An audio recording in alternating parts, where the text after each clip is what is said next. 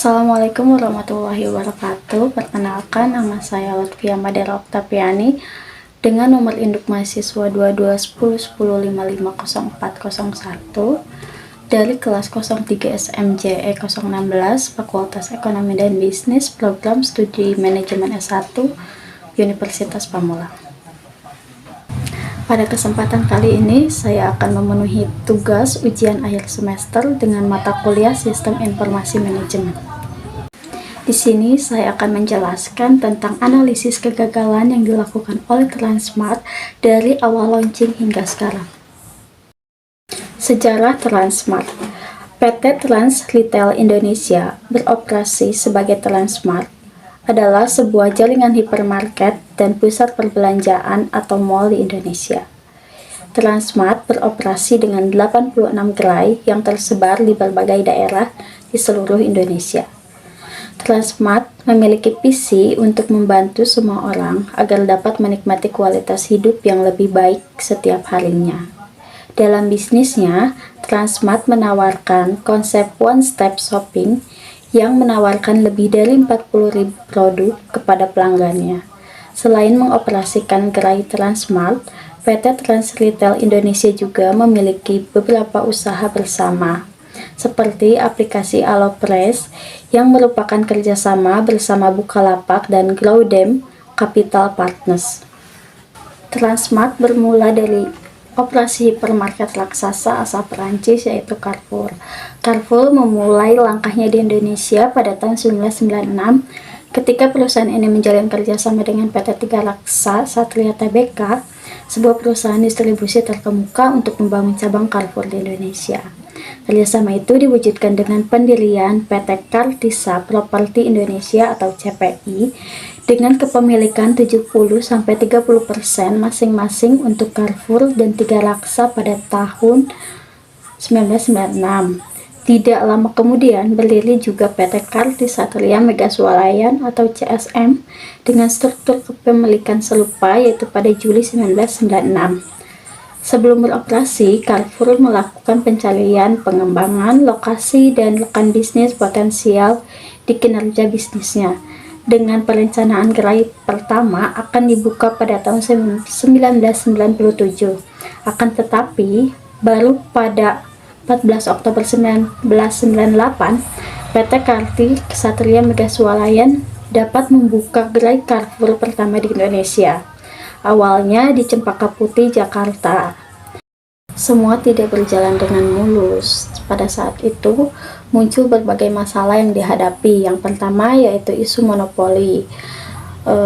Carrefour terlibat pada masalah yang bisa dikatakan membuka pintu keluarnya perusahaan Perancis ini dari Indonesia.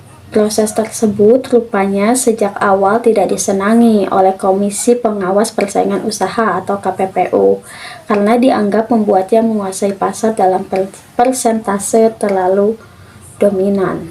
Yang kedua yaitu persengketaan operasional. Tidak lama masalah itu, Carrefour Indonesia pun tersandung masalah sengketa dengan PT Duta Wisata Loka, pengelola Mega Mall Pluit.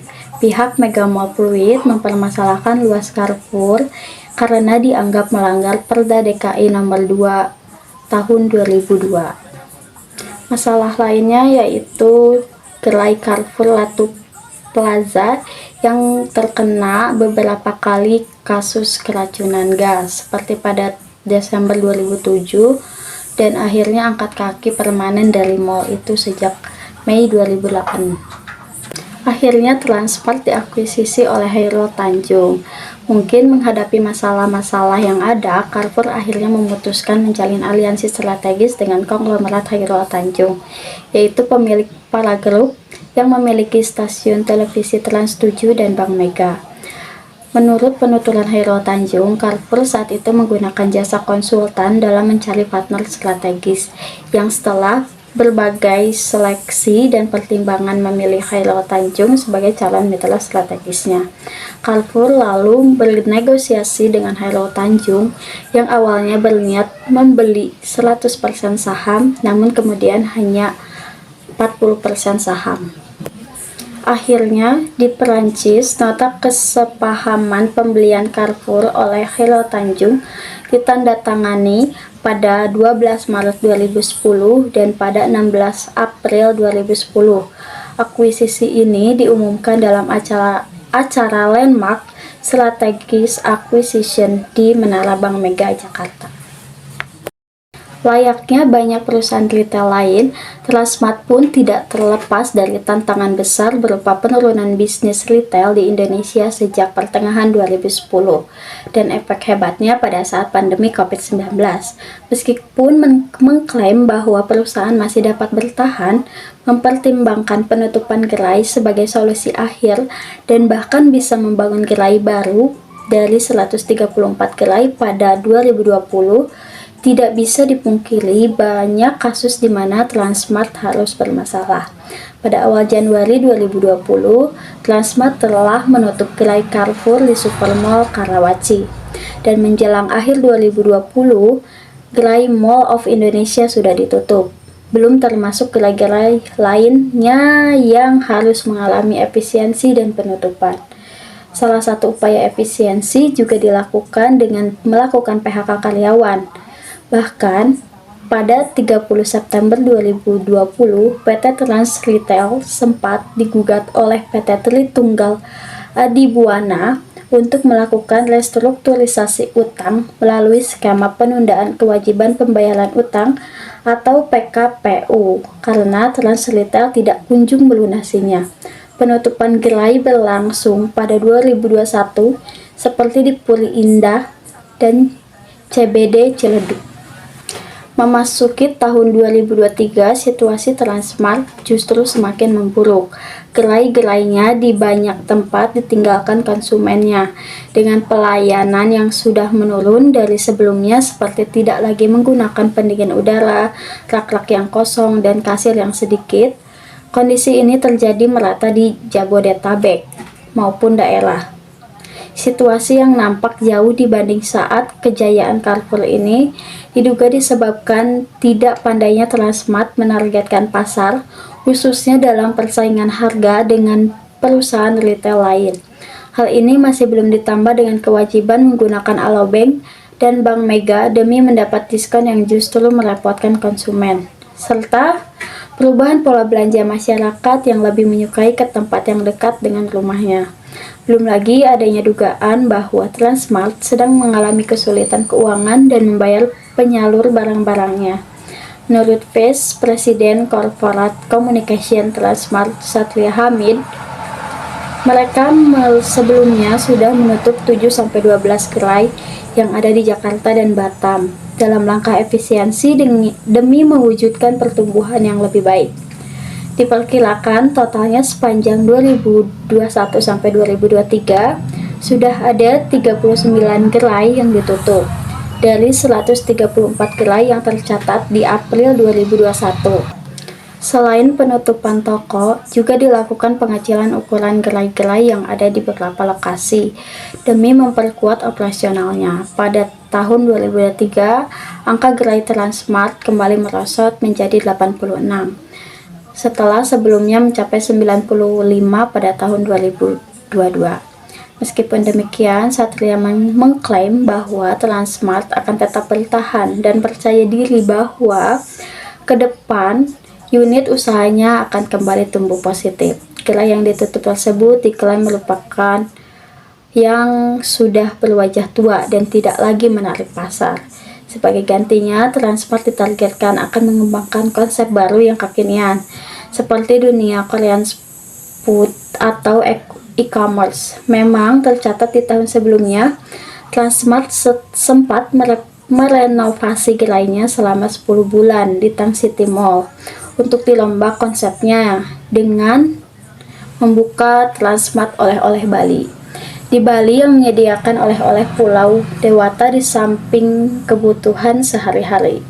Satria juga membantah argumen yang menyatakan harga produk yang dijualnya lebih mahal dibanding toko retail lain. Dikabarkan demi menangani masalah ini, pemiliknya Hairul Tanjung langsung turun gunung demi melihat kondisi di lapangan dan memimpin transformasi untuk memperbaiki kinerjanya sejak September 2002, yang diklaim berbuah positif dengan peningkatan penjualan dari 4 miliar menjadi 14 miliar di salah satu gerainya.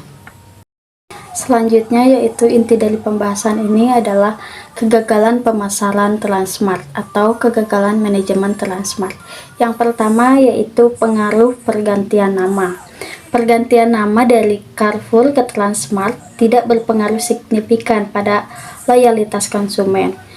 Banyak gerai yang tutup selama nama berganti, seperti 12 gerai yang tutup pada tahun 2022. Yang kedua yaitu pengaruh pandemi COVID-19. Pandemi COVID-19 telah berdampak pada penjualan Transmart dengan penurunan konsumsi belanja masyarakat yang berubah ke arah online. Hal ini mempengaruhi efisiensi operasional dan penutupan beberapa gerai. Yang ketiga yaitu kurangnya adaptasi dengan perubahan pola konsumsi. Transmart tidak sepenuhnya menyesuaikan diri dengan perubahan pola konsumsi masyarakat yang lebih banyak berbelanja secara online. Hal ini dapat menyebabkan penurunan jumlah pengunjung dan penjualan. Yang keempat, kurangnya inovasi dalam strategi pemasaran. Transmart tidak terus-menerus meningkatkan inovasi dalam strategi pemasarannya, seperti tidak menggunakan teknologi digital yang lebih efektif untuk meningkatkan interaksi dengan konsumen. Yang terakhir yaitu kurangnya fokus pada keunggulan bersaing. Transmart tidak memiliki keunggulan bersaing yang jelas, sehingga tidak dapat membedakan diri dari kompetitor lain. Hal ini dapat menyebabkan penurunan loyalitas konsumen. Ada beberapa langkah strategis yang dapat dilakukan oleh manajemen Transmart. Yang pertama yaitu transparansi. Transmart mestinya transparan tentang alasan penutupan dan langkah-langkah yang diambil untuk mengurangi kerusakan reputasi. Perusahaan harus memberikan informasi yang jelas dan ringkas kepada pelanggan dan investornya, dan harus bersedia menjawab pertanyaan stakeholder. Yang kedua yaitu empati. Transmart perlu berempati terhadap kekhawatiran pelanggan dan investornya. Perusahaan harus memahami bahwa penutupan telah menyebabkan ketidakpastian dan kekhawatiran, dan harus melakukan yang terbaik untuk mengatasi masalah tersebut. Ketanggapan. Transmart harus tanggap terhadap pertanyaan dan kekhawatiran pelanggan dan investornya. Perusahaan tidak boleh mengabaikan atau menepis pertanyaan mereka, dan harus memastikan untuk menjawab tepat waktu. Yang keempat yaitu akuntabilitas. Transmart harus bertanggung jawab atas tindakannya. Perusahaan harus mengambil langkah-langkah untuk memastikan bahwa penutupan tidak terjadi lagi, dan harus bersedia menerima tanggung jawab atas kesalahan yang telah dibuatnya. Selain keempat langkah strategis tadi, Transmart juga perlu proaktif dalam komunikasi krisisnya. Perusahaan seharusnya tidak menunggu krisis mencapai puncaknya sebelum mulai berkomunikasi dengan para pemangku kepentingannya. Transmart harus mulai berkomunikasi lebih awal dan sering, dan harus menggunakan semua saluran komunikasinya untuk menjangkau pemangku kepentingannya. Transmart juga harus konsisten dalam komunikasi krisisnya. Perusahaan tidak boleh mengirimkan pesan campuran, dan harus memastikan bahwa pesannya selaras dengan tindakannya. Terakhir, Transmart perlu bersabar dalam komunikasi krisisnya. Mungkin perlu waktu bagi perusahaan untuk membangun kembali reputasinya, tetapi jika sabar dan gigih, ia dapat keluar dari krisis ini lebih kuat dari sebelumnya. Hanya itu yang dapat saya sampaikan. Mohon maaf apabila banyak kesalahan. Terima kasih. Wassalamualaikum warahmatullahi wabarakatuh.